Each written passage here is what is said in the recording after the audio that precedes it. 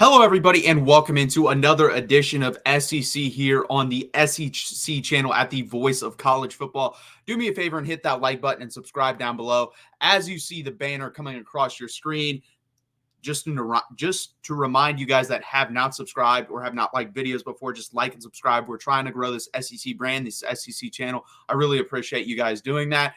And every Tuesday at 8 p.m. Eastern Time, we have SEC Live with me and my boy Tyler. You can find us on Twitter right there for me, Matthew MS97. I'm also on the Texas channel, if that's more of your flavor, Monday, 7 p.m. Eastern Time. And there is Tyler's right there as well. So please go over there, give us a like, give us a follow over there as well. Guys, we are back with another 5 takeaways from week 5 in the SEC. Some of these teams, it was their first week in the SEC's conference. Some of them, it was their second, but 5th week overall. If you want to count week 0, fine, 6th week. My number one takeaway, Ole Miss loses to Kentucky at home. Going into the season, I like the Ole Miss roster. I thought it was good enough to compete for an SEC title, which means if you can compete for an SEC title, in my opinion, you can compete for a national championship. The issue is Lane Kiffin. He has yet to win a big game at Ole Miss, and that was holding me back from making the prediction that they could win a national championship or an SEC championship. What is Lane Kiffin's biggest win at Ole Miss? I will wait. You can comment down in the comment description. What is it? Like, seriously, what is it? I don't know. Is it Penn State last year? Is it LSU last year? I don't think either of those are a big enough win for me to believe you can win a national championship. There are also other issues. I didn't really love their offensive line. Their secondary is not great. And actually, we can talk about that now. So I already touched on the Lane Kiffin thing. Let's talk about the defense. The run defense has been spectacular. Right now, after the Kentucky game, it's the second best in the country. According to teamrankings.com. I'm not surprised by that either. It's been really good with Walter, Nolan, Princely, and those guys coming over in the transfer portal. But it has not been great in the passing game, guys. They are 84th in completion percentage allowed on the defensive side of the ball. They are 36 in yards per pass. They are 76 in total passing yards on defense. You have a great run defense, phenomenal, top 2 in the country. It only fell one spot when you played the best team you've played so far in Kentucky. So I believe in that. The passing defense is not good. Think about this, guys. The best quarterback Ole Miss has played up to date is Brock Vandagriff. Brock Vandagriff is not a great quarterback. Brock Vandagriff is a jack. He's just another guy. He's not a great player. He's an okay quarterback. That's what he is. And your passing defense was not great versus him. He had his best day on the year. And honestly, your offense, or you weren't getting much penetration versus that Ole Miss defensive line. He had all day to throw back there, and it was weird. He was uncomfortable in a clean pocket and escaped for no reason, and he was able to find some guys down the field sometimes. And overall, the defense isn't good enough. I don't believe in Lane Kiffin, and then I've never been a big Jackson Ark guy. I think he's highly overrated. People are talking about him as like a top 5 quarterback in the country. And see, I may have gotten caught up in this. Is he probably a top 5 quarterback in the country this year? There's an argument to be made for that. But this is a very bad year quarterback-wise around the country. Like, I love Quinn Ewers. Quinn Ewers still, like, he's the best quarterback in the country in my eyes, either him or Shedeur Sanders. Last year, both those guys were probably the 5th or 6th best quarterback. Like, Michael Penix is better. J.J. McCarthy was probably a little bit better, or at least even. Caleb Williams was better. Drake May was better. Jaden Daniels was better. All those guys are better prospects. So overall, it's a down year. But Jackson Hart, I've never been a believer. So he was going to have to take that next leap that I thought Quinn Ewers was going to have to take for Texas to win a national championship. And I think Quinn Ewers has taken that. His issue is now health. Jackson Hart has not taken that leap. He did not impress me at all yesterday. And I think the blueprint for teams now is going to be playing keep away. You saw that with Kentucky. They had like over 40 minutes of total time of possession. So that's the key here. And I just don't see Ole Miss in the SEC championship game anymore, especially with the game yesterday. And they're not going to compete for a national championship. So sorry, Ole Miss fans. Number 2, A&M made the right quarterback decision. Tyler and I talked about this on the live stream this week. This offense is built for a running quarterback who can make some plays with his arm. It's not required that you're a great passer. Marcel Reed fits that bill more than Connor Wegman. Just for example, here are the stats. Marcel Reed, 54.4% completion percentage, 585 yards, 6 touchdowns, and this is the key for me here. 0 interception, guys. That is huge in this type of offense, not turning the ball over. It's big in any type of offense, but an offense that likes to stay on schedule, they're not going to be, honestly, they're not going to vertically challenge you that much. And no turnovers is key in that type of offense. And Connor Wegman, 52.3% completion, 2 touchdowns, 2 interceptions. Marcel Reed's been by far the better quarterback. Has there ever been a bigger fall from grace than Connor Wegman? 5-star kid coming out of high school, had some good games at Texas A&M, and then he's completely fallen off a cliff after the injury this year. I feel bad for him. I don't know. I'm sure someone else will give him another shot. And then they're also running the ball more effectively because, again, Marcel Reed is a little bit of a runner. He fits in the scheme more, which Colin Klein loves to use motion, loves to get his running backs on the outside or runner, whoever it is, if it's the quarterback on the outside, attack the angles of the defense, and then also likes to stretch them vertically when he can. Right now, they just don't have the wide receiver weapons to do that. And I talked about that in the preseason. This wide receiver room for A&M is not very good. And they lost most of the highly recruited guys, like Evan Stewart's now at Oregon. And when you lose someone like that, it's hard to replace him for someone like A&M, who in the past, before NIL, wasn't recruiting well. They're obviously recruiting much better now. But it's going to take some recruiting cycles to get better wide receivers in there. You see Kelshawn Johnson is now in the class. Hopefully, as a Texas fan, we're able to flip him. But if not, he's a good wide receiver. He will help out. And your strength here is your running game, your playmaking ability with your quarterback in the running game and passing game. And I think you're starting to see that now. They're starting to lean into that. They're starting to run this Colin Klein offense. Do you want wide receivers in the passing game eventually? Yes. But that's the thing too. You have great running backs. Like I think I had A&M before the injury to Reuben Owens as the 3rd best running back room in the SEC. It's a really good room. I like Amari Daniels. I like Le'Veon Moss, who had a good game yesterday. So they've started to lean in their strengths. They're finally found an identity, and they're sticking with it. And they made the right decision, guys. They really did. Number 3, Kentucky is the Michigan of the SEC. I think Kentucky has a better quarterback in Brock Vandagriff because I think Michigan's quarterback situation is probably the worst out of the big Power 4 in college football. I'm trying to think of whose is worse. Even Auburn has a better quarterback situation in the SEC than Michigan does. Michigan's quarterbacks are not good. Brock Vandagriff was on Michigan. Honestly, that'd be a good fit because he can throw better than Al Gorgie, and he's just as good of a runner. But they have to play in this small lane that I talked about when Texas played Michigan. You have to win time of possession. You have to keep your quarterback clean, and you have to avoid turnovers and big costly mistakes. They have done that versus Georgia. They have done that versus Ole Miss very well, and they're 1-1 in those games. So you may not even win, even if you do that. You don't really hit many explosive plays. It's more of a dink and dunk, time of possession, 3rd down is key. It's kind of what Mississippi State did to Texas, and I think you're going to see that with these lower level SEC teams competing with these upper echelon big dogs.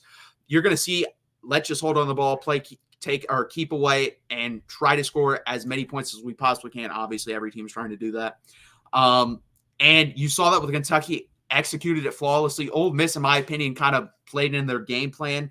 I thought Ole Miss kind of should have slowed down on offense and taken their time more, and they didn't do that to execute better.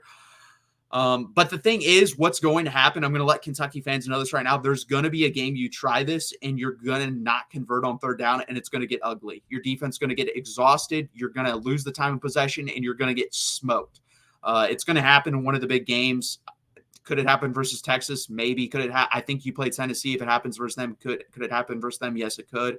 But it's going to happen in one of those big time matchups. I'm not familiar with the Kentucky schedule as I should be. Texas, I know, obviously is the one that stands out to me, and I predicted Kentucky to beat Texas because of this type of game plan. I thought Michigan, if they were able to execute their game plan, would have given Texas problems. They weren't, and that's what could happen if you're not converting on 3rd down, and Texas is. You're going to see a game like that where your defense is just exhausted and gets blown out. In Kentucky, I'm letting you know, in one of these big games, if you do have one like a Texas, it's going to happen one time this year. It is. You're just not going to be able to convert on 3rd down. You're going to have a turnover. Brock Vandagriff's going to be under pressure, not play his best game, and you're not going to be able to stay on the field, win the time of possession battle. But if you do that, you can win almost any game you're in because, one, you have a lot of talent. Like Malik Harrison at cornerback didn't even play yesterday. He's an NFL player. Walker at defensive lineman, NFL player. Let's see. It's Pop Dumas Johnson, NFL player for sure. So you have NFL talent at all three levels of your secondary. You can compete with anyone. You still have like I said, he's at least a decent quarterback. You have Barry and Brown on the offensive side of the ball. So they're honestly able to do what Michigan does, and right now able to do it probably a little bit better because they're better at the quarterback position. But just letting you know, it's going to happen one of these games. It's going to be bad because you're not going to execute on third down. You're going to go like 2 of 16 on third down or 2 of 13 on third down, and you're going to get your doors blown off you. But every other game this year, I think you're going to compete, but that'll probably happen at least one time this year. That is my number 3. Number 4, Texas does not have a true number 1 running back. Going into the year, I thought Cedric Baxter and Jaden Blue would be competing for snaps and time and basically the number 1 running back spot. I thought it was going to be 45% of the time for one, 55% for the other. Dead wrong. Cedric Baxter would be getting the majority of carries. When I say that, 60% plus on this team. He would have been by far and away the best running back we have. I believed in Jaden Blue. I shouldn't have. For example, Jaden Blue in 154 career touches has 4 fumbles. That is 30. Every 38 touches he's getting, he has a fumble. Guys, that's unacceptable. That's one basically every other game if you're a number 1 running back. That's abysmal. It cannot happen. It's terrible. It's like I said, the guy that came to my mind was Adrian Peterson. Adrian Peterson had fumble issues, but guess what? You're handing the ball off to one of the 7 best running backs that has ever lived, that has ever walked planet Earth. Jaden Blue is not that. Jaden Blue, I don't know what happened. The explosiveness is nowhere near where it was last year. To me, he has lost a step. I don't know if he's gained too much weight. I don't know if he has an injury that he's hiding. But overall, we do not have a number 1 running back, and it's not all their fault either. It's not all Jaden Blue's fault. It's not all Trey Weiser's fault. It's not all Jarrett Gibson's fault. The offensive line is not getting enough push. And we talked about this in the postgame show. This offensive line has to be better at getting a push in the running game if they want to compete and win a national championship. And for me, that should be the number 1 goal for Texas. From what I've seen across the landscape, from the talent we have, from the leadership we have, when Quinn Ewers gets healthy, this team should be able to win a national championship. With this running game, it is not good enough right now. And on top of not being good enough, if you're going to give the other team the ball, that's abysmal. It cannot happen. It will cost us games in the future if he does. It cost us the game versus Washington. We were driving. Cedric Baxter fumbled. We were driving. Jaden Blue fumbled. We have to find a guy that can at least hold on to the ball. Number 1, we have to find a guy that can be consistent in the running game. Number 2, and number 3, we have to help that person out by getting more push on the offensive line. The offensive line has been doing a phenomenal job in pass protection. Phenomenal. They are not doing as good of a job in run schemes, run fits, whatever you want to call it. They have to be able to do better. Jaden Blue, 4.7 yards per carry. Jarrett Gibson, 4.9 yards per carry. Trey Wisner, 5 yards per carry. That's on the season. Versus the competition we have played so far, I would expect 5 yards plus per carry. We finally reached 5 yards plus per carry in the country, which is 33rd in the country. But versus Mississippi State, we had 10 rushing yards in the first half. That is unacceptable. We only started to get pushed when they were worn down at the end of the game. That has to be better. We also have to be slightly better at stopping the run. I'm less concerned about that because that's more about filling the gaps in your line. And I think to be able to do that this week during the bye week, I don't know who the number 1 running back is, and that's not good, even on as a 5-0 team. Probably going to be ranked number 1 or number 2. The AP poll has yet to come out as I'm making this video, so it's going to be very interesting. We have to find that guy. It's much needed. We cannot just rely on Quinn Ewers to carry this team when he comes back. Do we have the offensive line for that? Sure we do. Do we have the wide receivers for that? Sure we do. Do we have the play caller for that? Absolutely we do. But you have to have balance. You do. And right now we just don't have that to where we should versus our schedule. Versus Mississippi State, versus UTSA, versus those type of teams. Guys, we should be around the 6 yards per carry mark, and we're just not. It's unacceptable there. Michigan was really the only team, in my opinion, that fine. I was fine. I even said it going into that game, 3 to 3.3 yards per carry, I would have been happy with. I think they met that mark. Fine. They're a really good defensive line, probably the best, if not the best, top 5 in the country. You can live with that. But versus everyone else, it should be over 6 yards per carry that we've played so far, and it just hasn't been that. Number 5, Ryan Williams is the best wide receiver in the SEC. Hate me, love me, I don't care. He's the best wide receiver in the SEC. These eyes don't lie. And these eyes tell me he's the best wide receiver in the SEC. I love Trey Harris. I love what I saw versus Kentucky, especially. I love Luther Burden. He's going to be the best. He's going to be the number 1 drafted wide receiver this class, obviously, or number 2 behind Tedero at McMillan at Arizona. But I would love to know where Ryan Williams gets drafted in a couple years because I bet it's going to be in the top 10. This guy is a freak, and I'm so sad that Texas didn't get him. We were so close to getting him. Imagine him. Hey, if we had him, we don't need a running back. We can just throw all the time. He is number 2 in receiving yards right now. He's averaging 28.9 yards per catch. 5 touchdowns. He had 6 for $177 and a touchdown versus UGA on, first off, makes a great catch on the sideline, makes a defender miss with like a half slow spin move, and then outruns both of them. The guy is a freak. He should be a senior in high school. He should be getting ready to go to homecoming or already done with homecoming. And he is out there killing Georgia, who, in my opinion, has the best secondary in the country. And he's out there giving them work. He's out there handing them their food, making them eat their lunch. Whatever you want to say, man, he's just killing them, guys. He really is. Like, I'm so impressed with the wide receivers this year at freshman-wise. Jeremiah Smith had an insane game versus Michigan State, had 2 one-handed catches. Ryan Wingo, before he got hurt, was making plays and then came back in and made a couple more plays. Ryan Williams doing this. And I think Ryan Williams is the most talented and best wide receiver in the SEC. I think he has the highest upside. He definitely has the highest floor. Like, this is the worst he's ever going to be. He is only going to get better from here. He is already killing people, guys. It's going to be insane. He's going to have 1,200 yards receiving as a freshman in the SEC. It's going to be one of the best wide receiver years ever for a freshman in any conference, might be the best. So for me, he's the best wide receiver in the SEC. Everyone should be fearful, especially Jalen Milroe is a really good quarterback now. Like, he knows what he's doing as a quarterback. He's not just an athlete back there playing quarterback. I always believed in the vision. I liked when Texas was recruiting, when he was committed to Texas.